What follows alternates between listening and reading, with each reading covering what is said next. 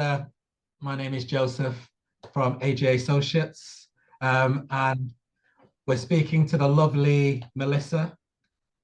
Yay, Hello. from ML Property Venture. Hi, everyone. Okay, so we've decided to start a podcast and help property developers and anybody in that arena to discuss all the potential pitfalls and the nuances in the property industry. Okay, so what do you think about that? That's Yeah, this is it. I think there's definitely a need for it. I'm sure you're the same. I have some of the same conversations over and over again. I have landowners come to me and literally, yeah, same questions. So yeah, I think it is good that we kind of get somewhere where centralize it and give everyone the answers to their questions, really. Most definitely, most definitely. So you know what? I'm excited.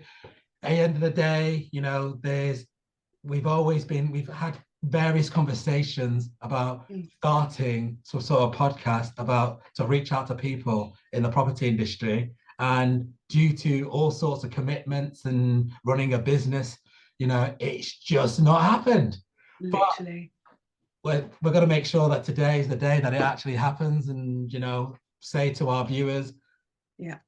all the experience and all the potential queries and concerns they may have in and around of architectural projects and say, for example, property development in general. So Yeah. my background, I'm a qualified executive architect.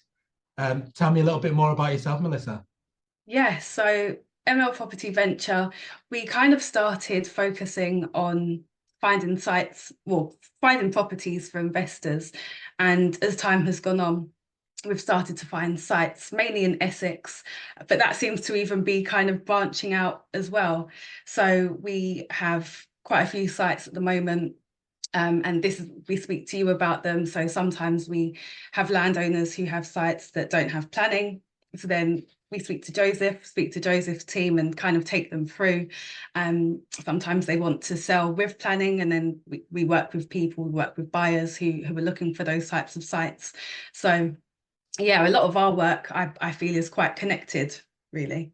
Most definitely. So Melissa said that perfectly. So once Melissa used to have a chat with myself, Joseph from AJ Associates, what we typically do, we take contentious planning applications and then discuss with the local authorities, liaise with them, move them forward until there's some sort of planning decision. And then we progress it further in order to do the project delivery. And this involves coordinating with a wider team from architect, the planning consultants to project managers to say party wall surveyors, mechanical engineers, civil engineers, and also we have a framework of contractors.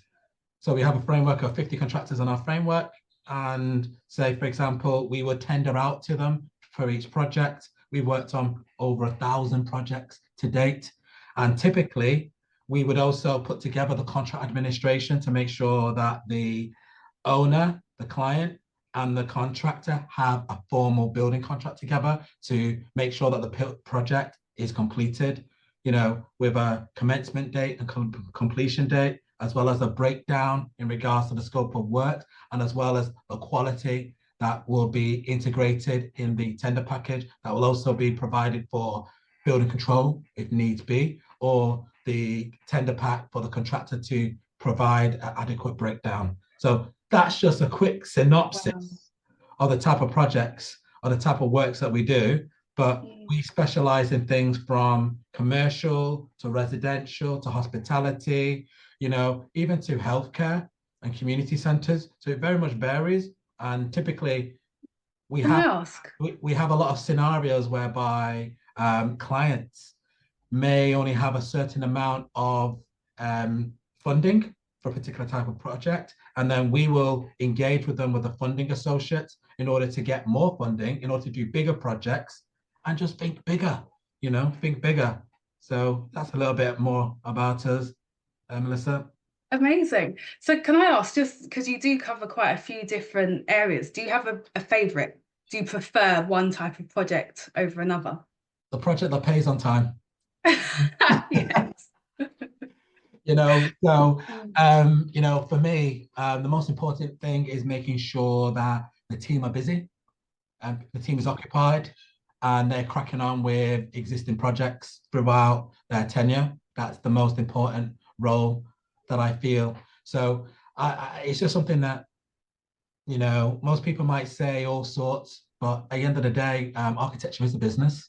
Mm, And the majority of the time, we have to make sure that we're putting projects on a conveyor belt and taking the client on a journey and moving them from A to B in a seamless manner and in a highly immersive manner as well. Because sometimes you might have some clients that are highly well versed in this, and then you're going to have some clients that are inexperienced. But irrespective of that, we will still follow our standards in order to, move the project from inception to completion, all dependent on the scope of works for varied particular type of projects. of course. Wow. So a common question I get asked actually is on budgets and how do I. So when I present someone with a project, we talk about timelines and we talk about budget in relation to those timelines. So how do you kind of ensure that, so we got some screen sharing going on. Okay, this is good. Oh, fantastic. Okay, so you did mention about budgets, and we are huge advocates in regards to budget control. So Mm, there's various ways for us to set up some sort of like budget control in regards to the type of tender packages that we control that we provide, for particular stages within our scope of works. And what this will do, it will give us a good understanding of, say, for example, wall, floors, or ceiling packages. That's just to give you, an example. And we would get a good understanding of the breakdown because we will be providing schedules, manufacturing information, specification, the design intent, as well as, say, for example, say, various different aspects. Yeah, bear with me. yeah, yeah. Okay. Bear with me. Let me just send that.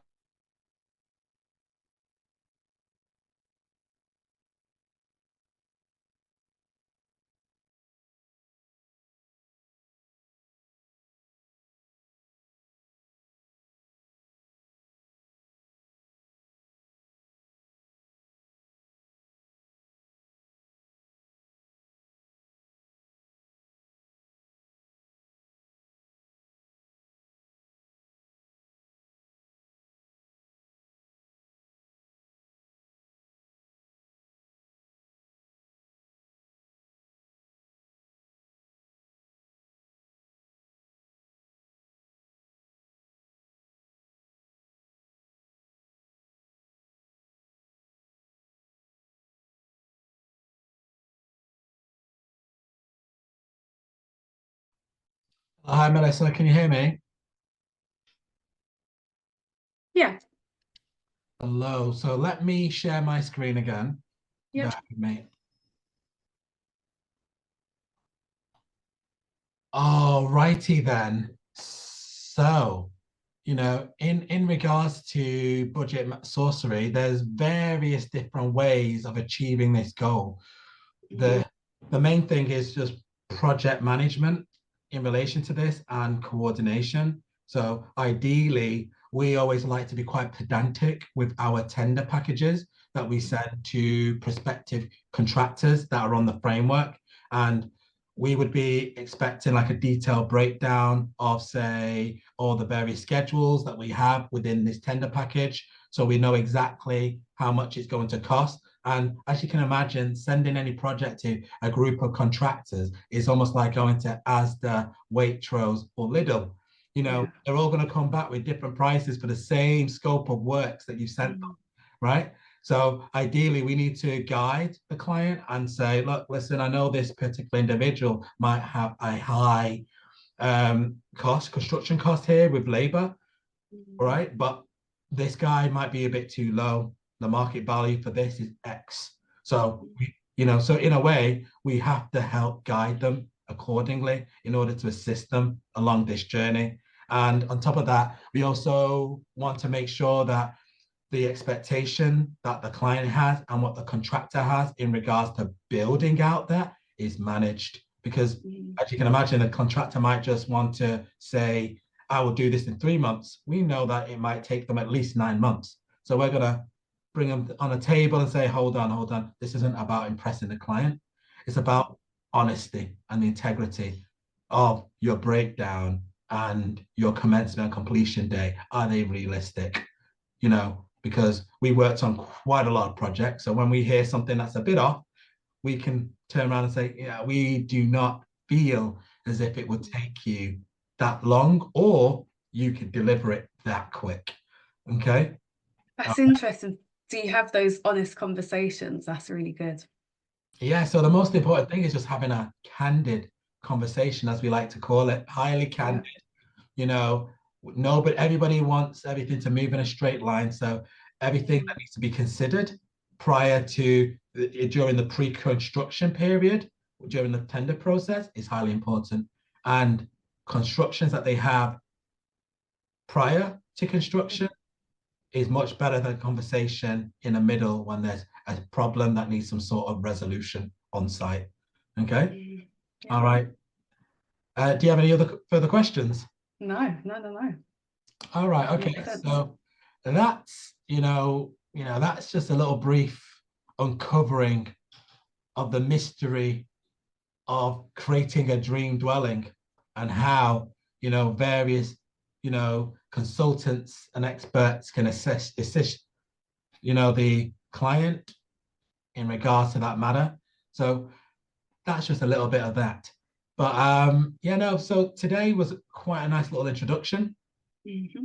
And I feel as if there's so much more in this sphere of development, moving project from A to B. And sometimes it's just nice to have an executive bunch of consultants that can move projects from A to B and are well versed in this. So, without yourself, Melissa, able to have these initial conversations or even reach out to them, it becomes it'd be a different scenario altogether. So, this is it. I feel like a lot of my job is kind of connecting people, connecting the right people, answering questions. So yeah, that's what it's about. All right. Okay. So what I'm going to do, we're going to say goodbye to our viewers in relation to this, and say, for example, if anybody needs any further assistance on anything to do with architectural services and planning and, property acquisition and land, feel free to continue viewing and watch out for our next podcast. Okay. All right. Thank you so much. And I say goodbye to our audience. Yes. And I and Melissa will look forward to catching you in the future. Please remember to subscribe and like, and we'll take it from there.